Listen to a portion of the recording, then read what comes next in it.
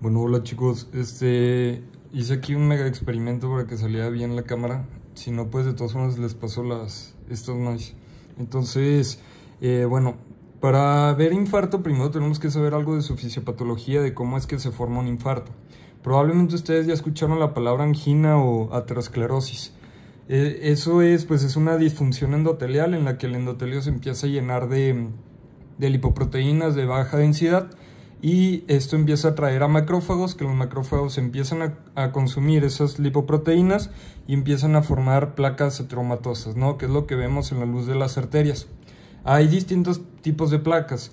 Hay placas que pueden ocluir la totalidad de la luz, hay placas que no ocluyen la totalidad de la luz, hay placas que están fibrosadas y por ende es difícil que se rompan porque están fibrosadas, y hay placas que están muy débiles, que están llenas de grasa y que pueden en cualquier momento explotar y provocar un infarto agudo. Sí, a esas se les llaman anginas inestables, por lo mismo que su pared es inestable y en cualquier momento pueden reventar.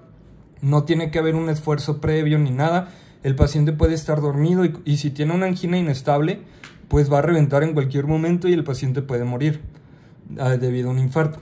Hay otro tipo de angina que se llama la angina estable, y la angina estable es una placa ateromatosa que está muy bien fibrosada, que no está tan débil y tiene bajo riesgo de romperse. Entonces tiene bajo riesgo de liberar su producto o su contenido hacia la luz.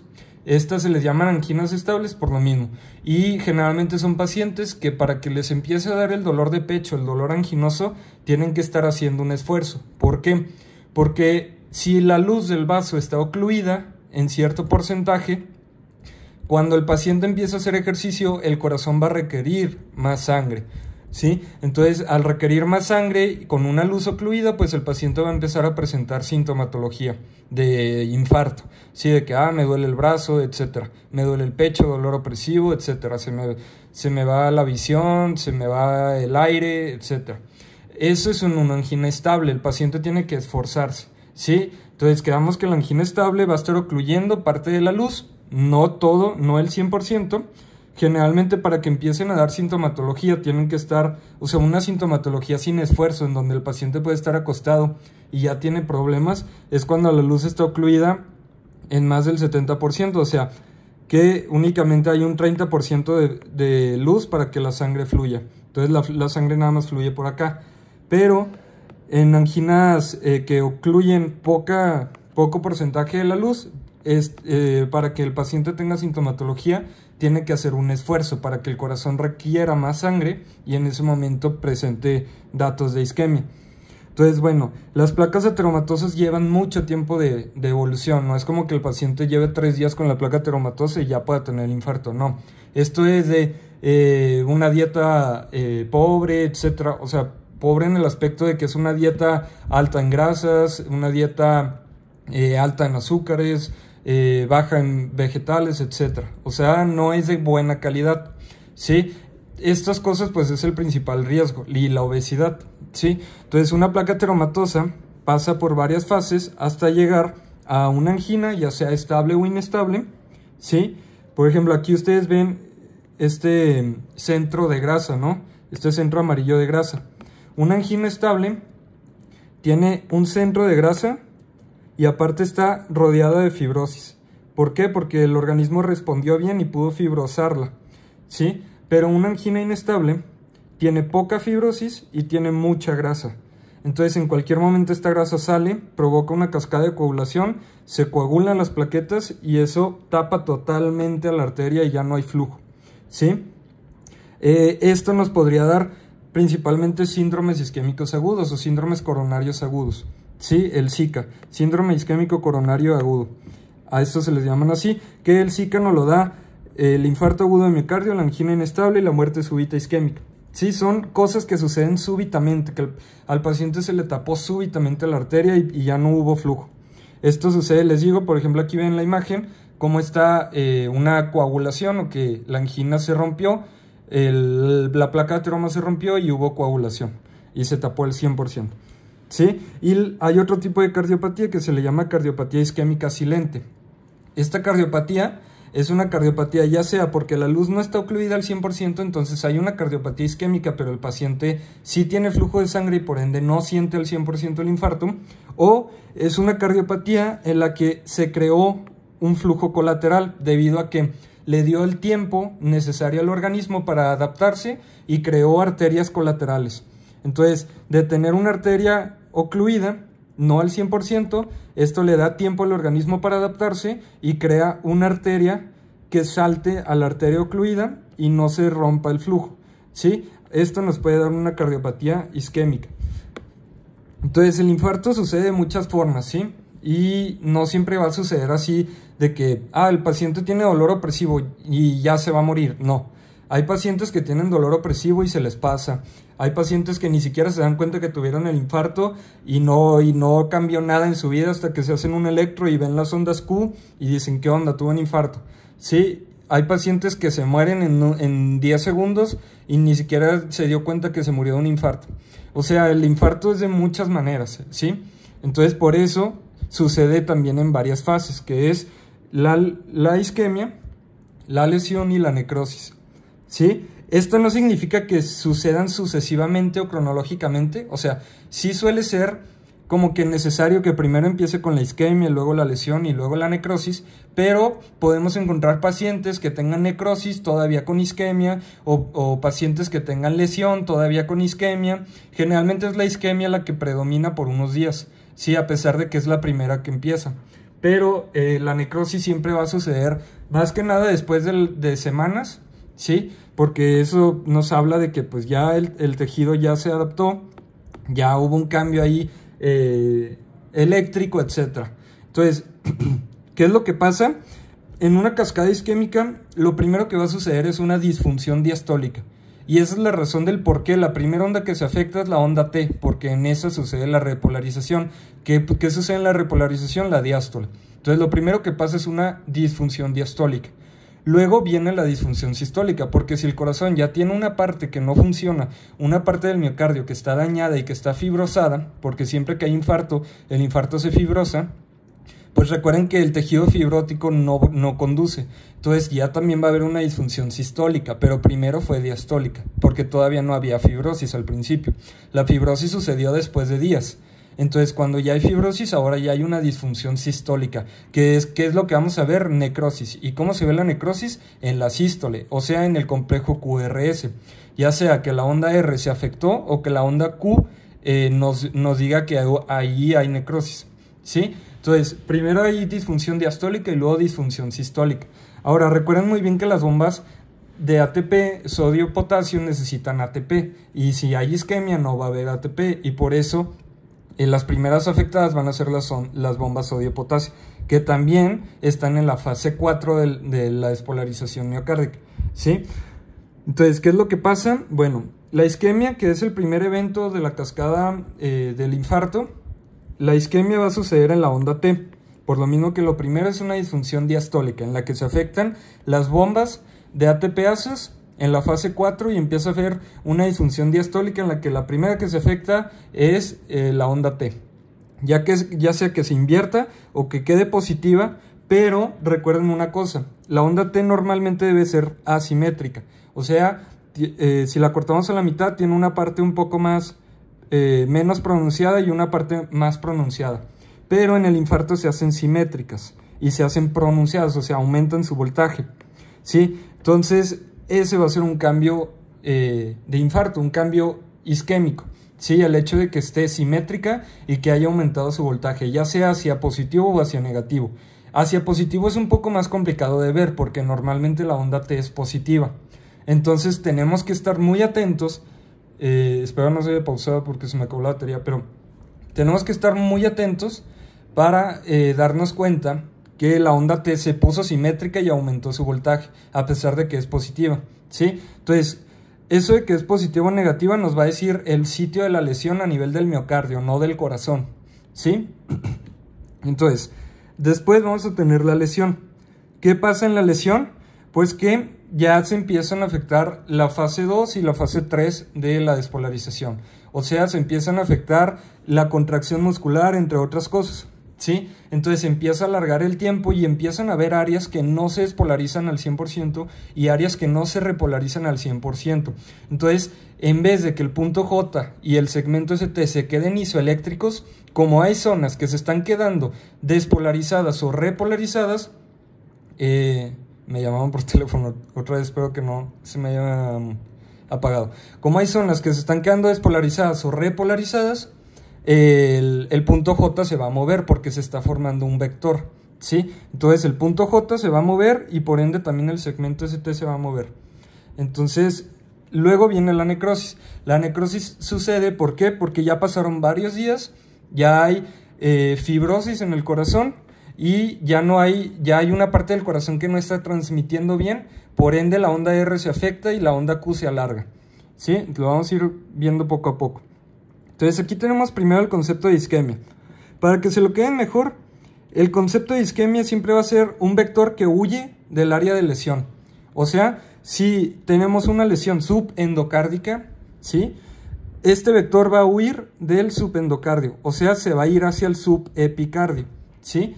Entonces vamos a tener que, como es isquemia, se va a afectar la onda T y por ende va a seguir siendo positiva. ¿Por qué? Porque el vector sigue apuntando al ápex, entonces va a ser positiva. Pero fíjense la onda T como está simétrica y pronunciada en voltaje, ¿sí?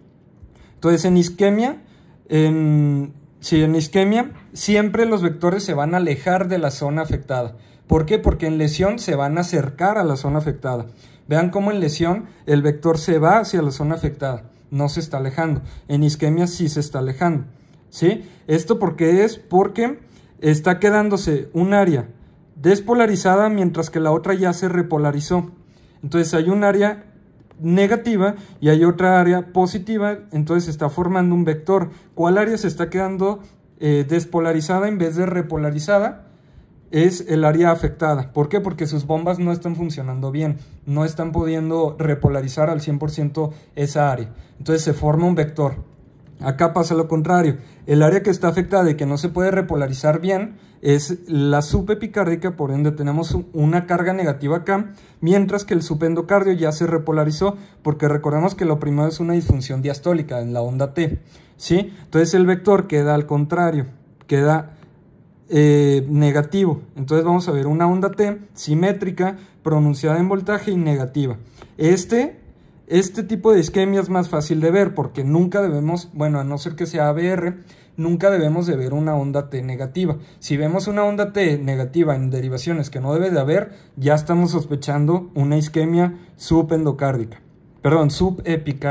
¿sí? Entonces ahora vamos al segundo paso que sucede en horas. Lo primero, en minutos sucede isquemia. Lo segundo, en horas sucede lesión. La lesión, les dije, el vector se va al lado contrario. Y aquí pueden tener una ayuda. En el subendocardio, los vectores se acercan en la punta. O sea, la onda T y o sea, véanlo aquí. Esta flechita viene para acá y la flechita de acá también va para arriba, entonces se juntan. ¿Sí? Eso es endocardio. Y el subepicardio se alejan, o sea, una va para acá y la otra va para acá. Eso igual y solamente yo lo entiendo, pero si no, pues ahí me dicen para que se les explique. Es como para que se acuerden más rápido de dónde está la lesión. Y bueno, ahora en la isquemia les dije, los vectores se alejan del área afectada, perdón, se acercan, espero no confundirlos. En isquemia se alejan, ¿sí?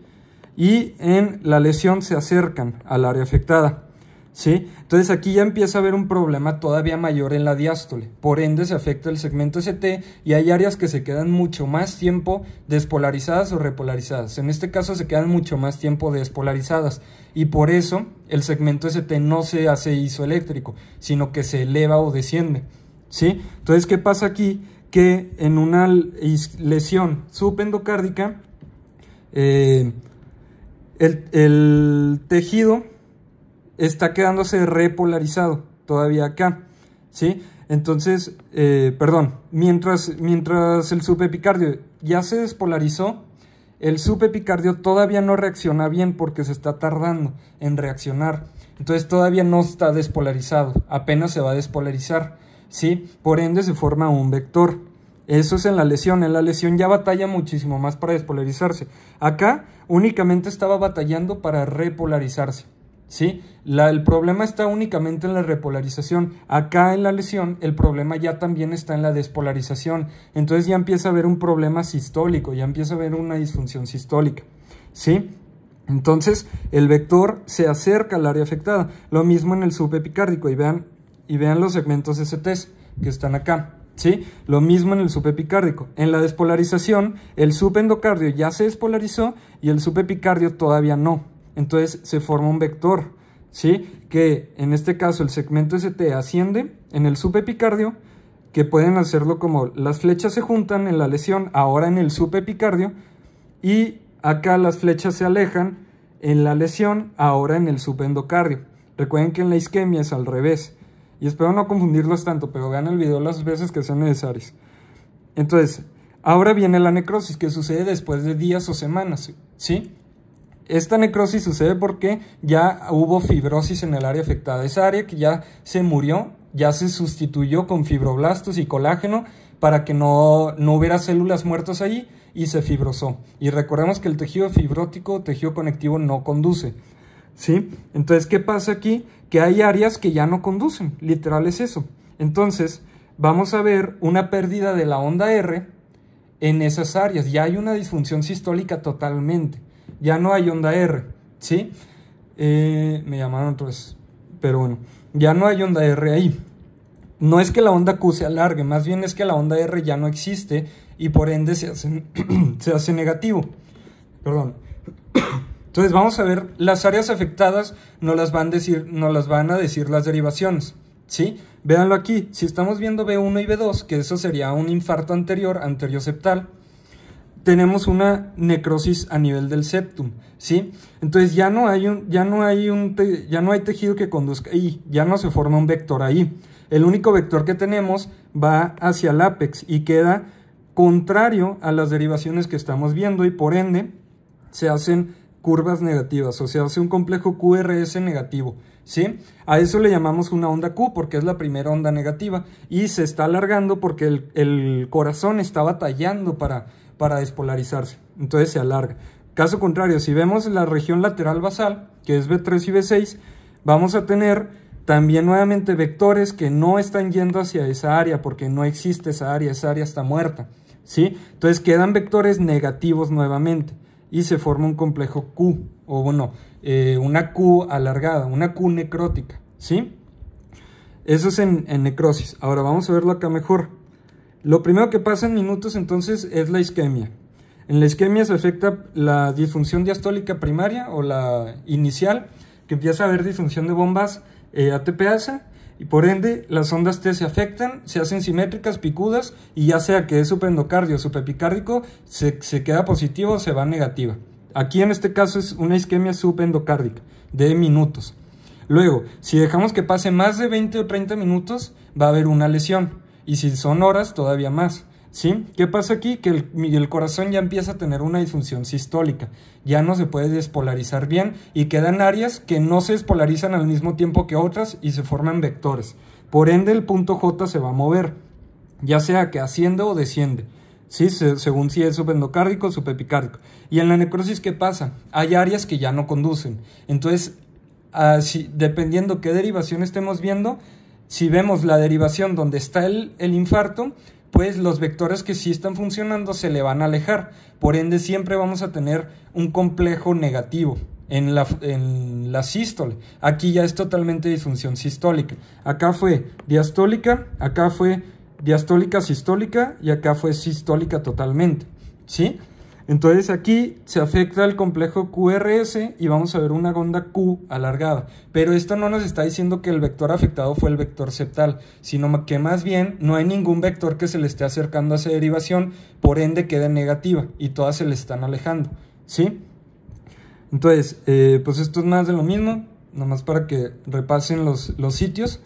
Y lo que más nos importa a nosotros como sus instructores y para el examen es que ubiquen y sepan ubicar dónde está el infarto, ¿sí? Ustedes no les estoy pidiendo que se sepan todo lo que les acabo de decir, porque eso es algo avanzado para ustedes. Espero que sí me hayan comprendido y si no me dicen, pero nos interesa mucho que sepan dónde ocurrió el infarto.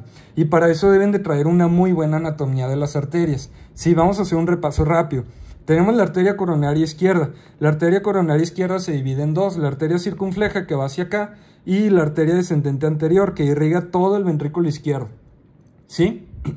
Luego tenemos la coronaria derecha, que la coronaria derecha da una rama marginal para el ventrículo derecho y luego se va y se hace descendente posterior, que irriga toda la cara diafragmática o toda la cara inferior del corazón. Antes de eso da dos arterias, una para el nodo AB y otra para el nodo sinusal, que está acá, ¿sí? Esas son las arterias que se deben de aprender. Entonces, en el 20% de los casos, la arteria circunfleja es la que está irrigando toda la cara inferior, o sea, es la que nos está dando la descendente posterior. Pero en el 80% de los casos, o sea, en el 80% de los pacientes, porque estas son variaciones anatómicas, la descendente posterior es la que irriga la cara inferior. Eso se los digo ¿por qué? Porque a veces podemos ver infartos en donde está afectada la cara anterior, lateral y inferior, y nosotros decimos, pues ni modo que se hayan afectado tanto la coronaria izquierda como la derecha. ¿Por qué? Porque estamos viendo áreas que irrigan ambas arterias. Pues no, hay que pensar que ese paciente tenía una circunfleja con variante anatómica que irriga también la cara inferior y por ende la única que se dañó fue la coronaria izquierda, ¿sí? Pero también puede haber pacientes con infartos en ambas arterias y pues el paciente prácticamente tiene un infarto masivo y pues es difícil que sobreviva, ¿sí? Cuando hay infartos que se empiezan a extender a más de dos o una cara, se les llaman infartos extensos. O sea, en el caso de que se haya tapado una coronaria izquierda con una circunfleja que también irriga la cara inferior, ahí tendríamos un infarto anterior septal, lateral e inferior. Entonces lo podemos llamar así, anterolateral inferior extenso. ¿Sí? ¿Por qué? Porque está súper extenso en todo el corazón. Entonces, un infarto extenso está abarcando muchas áreas. ¿Sí?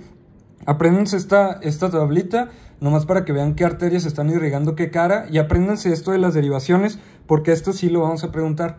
¿Qué derivaciones están viendo qué cara? Recuerden que D2, D3 y ABF están viendo la cara inferior. ¿Sí? D1 a BL están viendo la cara lateral apical. B1, B2 están viendo anterior y al septum. B3, B4, B5 y B6 están viendo a la cara lateral. ¿Sí? Recuerden muy bien eso, a la cara lateral basal, acá. Entonces apréndanse eso porque en el examen les vamos a poner prácticamente electrocardiogramas así y les vamos a decir en qué cara está el infarto. Y ustedes nos lo tienen que decir, ¿sí? Obviamente no van a venir los colores, ustedes apréndanselo ahorita. Entonces no les estamos pidiendo mucho, yo les di mucha explicación, pero realmente les pedimos, apréndanse estas fases, cuál ocurre primero y cuál ocurre después. Si pueden, apréndanse por qué pasan para que a ustedes se les facilite más. Y apréndanse qué caras se afectan. Eso es todo lo que les pedimos para el examen. Qué cara se está afectada y probablemente si está en lesión, si está en isquemia, si está en necrosis. Y ya es todo. No les vamos a poner electros difíciles porque esto es complicado. Aquí tienen otra imagen para que la repasen. Vamos para que vean qué caras están afectadas. Y listo, es todo. Ya espero cualquier pregunta, pues me la dicen, ¿va?